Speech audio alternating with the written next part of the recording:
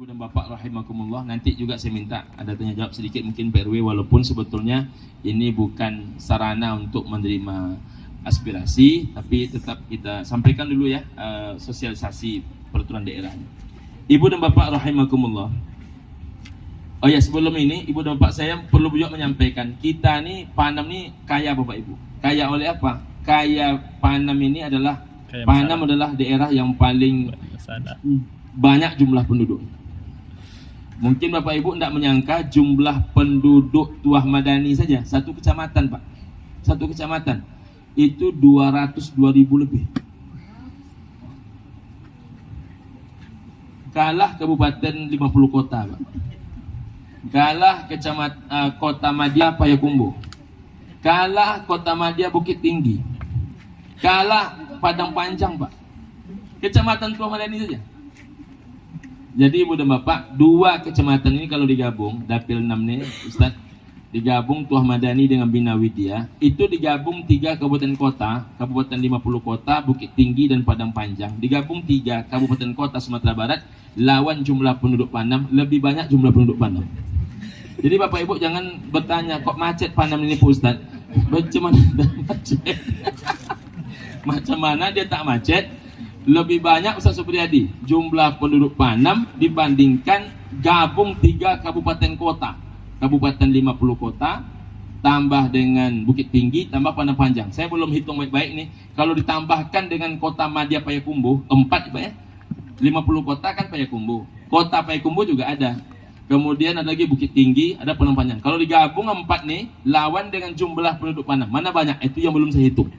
Nanti saya coba hitung-hitung. Jadi Bapak Ibu rahimakumullah, sangat jauh selisihnya. Maka Kecamatan Tuah Madani ini kecamatan terpadat jumlah penduduk, sangat padat. Jadi Ibu dan Bapak berada di wilayah paling kaya, paling kaya jumlah orangnya. Tapi akibatnya apa? Tentu macet, ya kan? Akibatnya macet.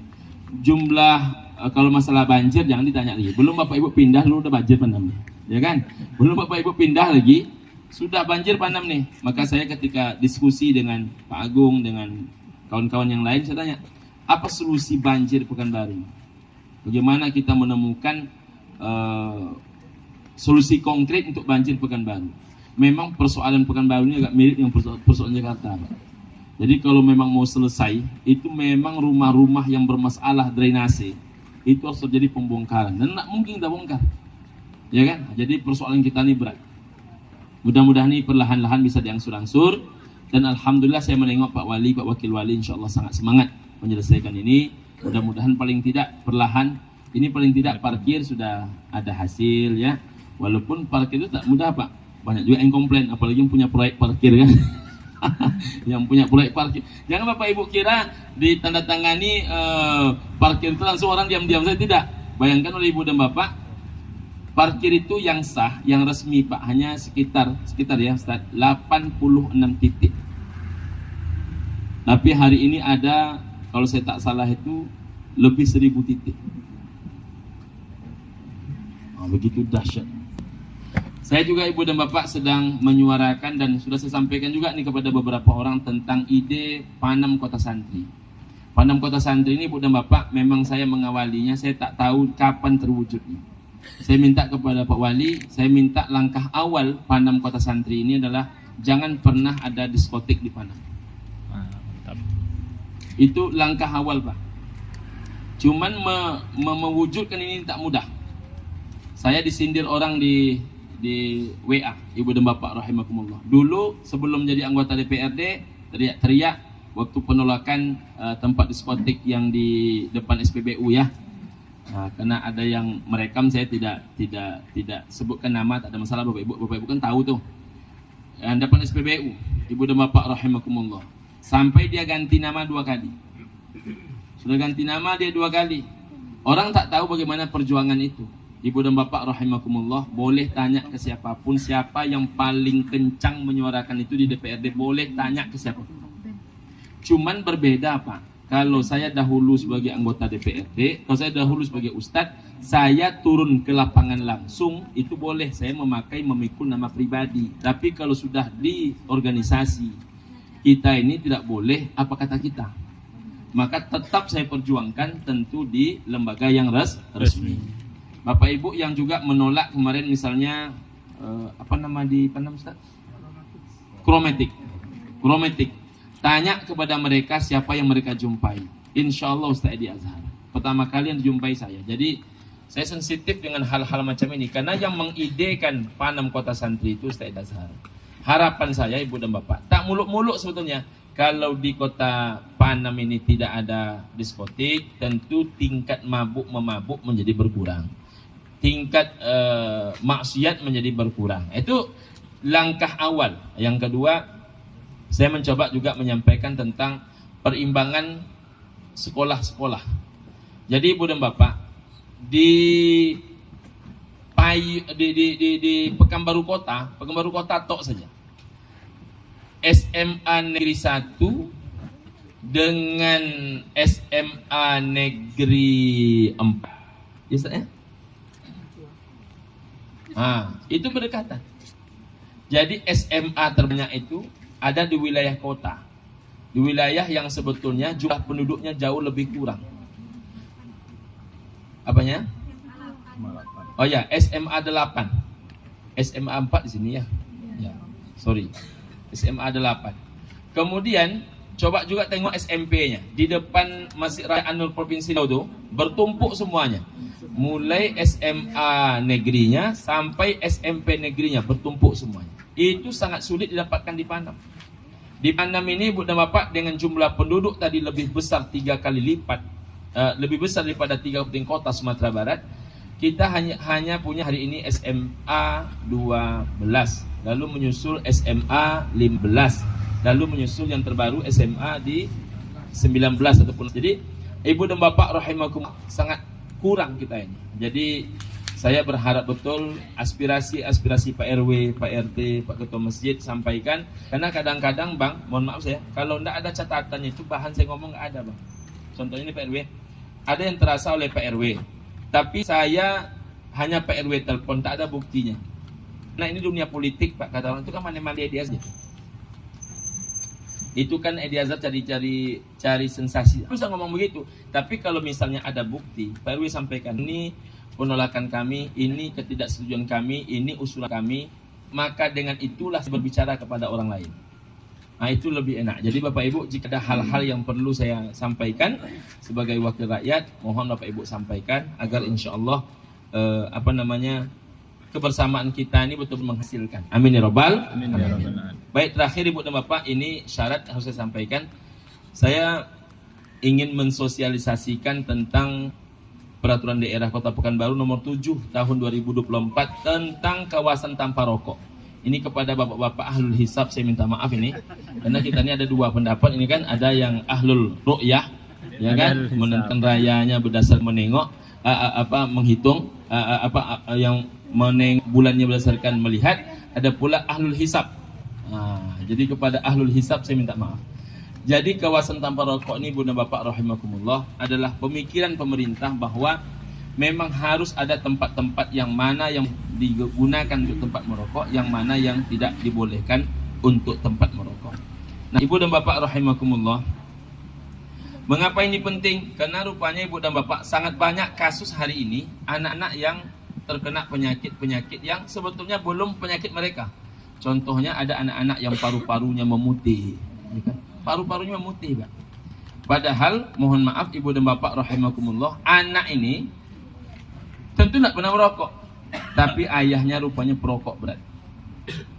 Cuman biasanya memberitahu ayah perokok lebih susah daripada memberitahu siapapun juga. Jadi tak ada dakwah yang paling payah di dunia ini kecuali menasihati orang merokok. Jadi walaupun anaknya bayi, tetap ayahnya merokok juga. Tak mudah menasihati orang-orang untuk berhenti merokok. Ibu dan Bapak, kawasan tanpa rokok yang biasanya disingkat dengan istilah KTR, Ibu dan Bapak rahimakumullah, adalah kawasan atau area yang dinyatakan dilarang untuk kegiatan produksi, penjualan, iklan, promosi dan atau merokok. Tak boleh Ibu dan Bapak rahimakumullah. Mana-mana saja tempatnya itu yang tak boleh merokok itu. Saya tengok di Pekanbaru ini sudah sangat berkurang di tempat-tempat ini orang merokok. Mudah-mudahan semakin berkurang. Pertama, fasilitas pelayanan kesehatan. Itu tak boleh merokok, rumah sakit, puskesmas, klinik, ya kan? apa lagi Pak? Ya, pusat kesehatan itu termasuklah misalnya rumah bersalin, itu tidak boleh kita merokok. Yang kedua, tempat proses belajar mengajar, sekolah, pondok pesantren, TPA Ustaz, MDA, di guru-guru MDA ada yang merokok Ustaz ya? Banyak. Sebatang ya, kalau dulu copi habis kan. Jadi tak boleh merokok. Kemudian tempat anak bermain. Ini ada namanya tempat bermain itu. Beruntung pas cara aku nak merokok, kan? Di tempat bermain juga tidak boleh merokok. Kemudian tempat ibadah, masjid. Dulu saya ceramah di Masjid Munmainah banyak merokok. Sekarang alhamdulillah tak ada lagi yang merokok. Alhamdulillah. Jadi tingkat kedewasaan dan kepahaman jemaah ini sudah baik sebetulnya. Cuman tetap perlu kita ingatkan. Kemudian angkutan umum, termasuklah bus. Kalau di bus metro, Bang, RW, enggak ada sama sekali. Tapi kalau oplet, itu jangan ditanya lagi. Ya kan, tamanu kuat daripada asok oplet itu kan. Enggak boleh sebetulnya Bapak Ibu rahimakumullah. Kemudian angkutan umum, tak boleh juga. Kemudian tempat bekerja. Kalau kami di Bimalindo Hajar Aswad tak boleh merokok. Di tempat saya tapi kalau di kafe orang merokok, Pak. Jadi di Cempaka House dan di Raja Kopi Platinum di Arifin Ahmad itu di ruangan khusus tak boleh merokok. Tapi ada tempat yang kita bolehkan merokok. Itu yang disebut dengan kawasan tanpa rokok dan kawasan boleh merokok. Kemudian Ibu dan Bapak rahimakumullah, tempat umum yang dimaksud adalah tempat umum yang bisa diakses oleh masyarakat. Sebetulnya termasuk tempat-tempat, misalnya tempat-tempat nongkrong yang memang kita harus menghargai orang-orang yang tidak tahan asap rokok. Cuman memang biasanya kalau kita sampaikan kepada orang merokok, biasanya orang yang tak tahan itu disuruh pergi. Jadi, jadi memang ini yang harus kita sosialisasikan. Karena kalau tidak kita sosialisasikan, orang menganggap sesuatu yang sebetulnya mesti kita perbaiki menjadi tidak diperbaiki. Kemudian tempat atau gedung tertutup, termasuk hall badminton itu Ustaz. Karena ada orang minumannya bukan Pocari Sweat. Habis main badminton itu merokok dia. Jadi puding dia adalah merokok. Bahkan ada orang sahur dan berbukanya rokok. Anda bertemu nasi tak masalah dia, tapi harus bertemu rokok. Ibu dan Bapak rahimakumullah. Kemudian masuk kita kepada ini.